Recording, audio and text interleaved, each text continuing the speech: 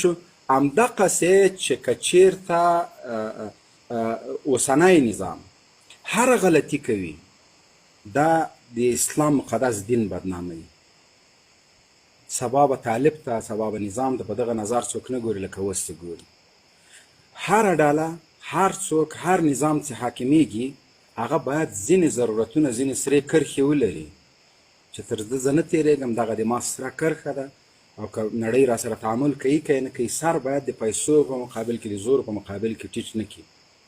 زه په دې باندې پوهېږم چې مشکلات ستا ستونزې ستا خو همه پرونۍ ستونزې ډېرې وې 20 کاله مخکې ستونزې ډېرې وې. دا د پاسپورټ ستونزه اوسنۍ نه ده، د مهاجرت ستونزه اوسنۍ نه ده. صحیح ده 8 میلیونه کسان به تللي وي، دا بلکل زه در سره منم، له دې زه سترګې نه سم پټولی. دا هغه حقیقت ده چې ته یو سړی وایي زه لمر په 2 ګوتو پټوم ځان ته سوری جوړوم.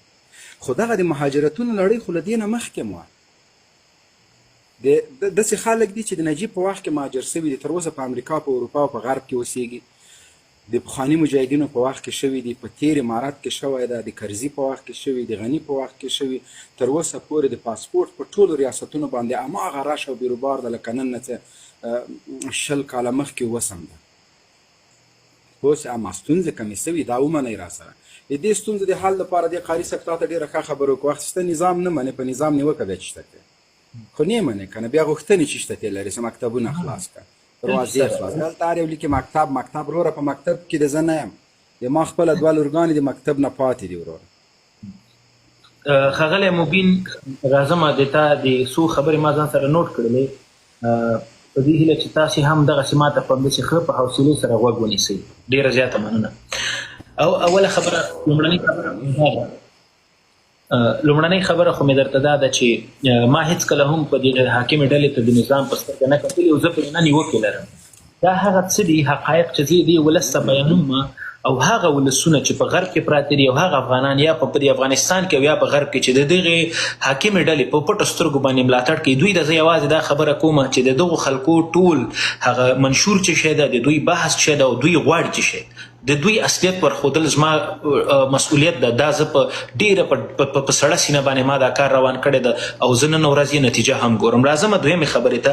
کوم چې تا د پرمختګ خبره دې وکړه، د سیاسي احزابو خبره دې پکې وکړله او د مهاجرت خبره دې وکړله. په دې ټولو موضوعاتو باندې خپل جلا جلا زه نظر لرم. راځو لومړنۍ خبرې د مهاجرت ته. تا دا خبره چې ومنله چې له شک پرته چې مهاجرت سوی او له تاسو نه یوه نړۍ مننه چې دومره په هغه سیاسي جرأت او سیاسي هغه اخلاق لرئ داسې په سړه سینه منئ چې بلکل مهاجرتونه ډېر زیات سوي دي. خو موږ او تاسو د هر شي دپاره یو ډیاګرام لرو.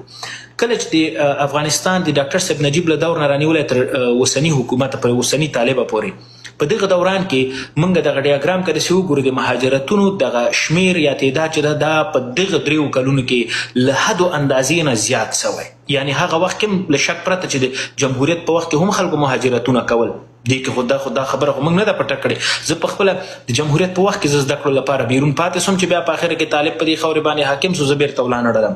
اوس خبره په دې کې ده چې موږ به دلته د هغه ډیاګرام ګورو. که چېرته پخوا د کالې 20 سلنه ولس 10 سلنه ولس وته، اوس 50 سلنه ولس د دې کوشش کوي چې له افغانستان نه وځي له جبر له ظلم له دغې حالت نه د وتلو په خاطر.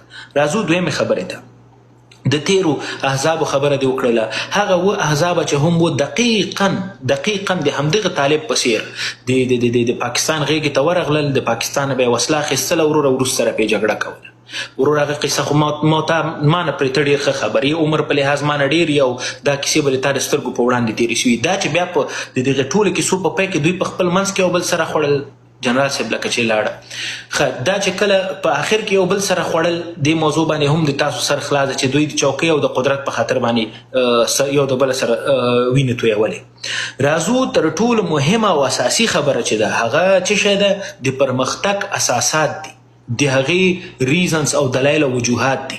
ګورئ طالب دلته چې راځي دا خبره کوي چې ولې په افغانستان کې دا 20 کاله چې طالب نو ولې پرمختګونه نه دي سوي. څوک ماته دلته د پرمختګ تعریف کولی شي؟ پرمختګ ته څه شته وایي؟ راځه چې زه در سره اوس کښېنم د افغانستان دغه یوازې د کابل د پایتخت په اړه باندې در سره غږېږم. ته په هغو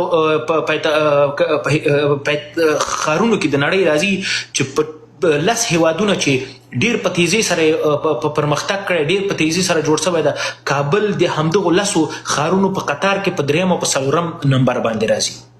په دې شي سر خلاص که یو راځو دویمې خبرې ته، د پرمختګ کیسه یعنې څه شی؟ تاسو پرمختګ څه ته وایي؟ چې ولې د افغانستان نه موږ ټول یو ځل د 40 میلیونه ولس لاړ شو مریخ کې کینو؟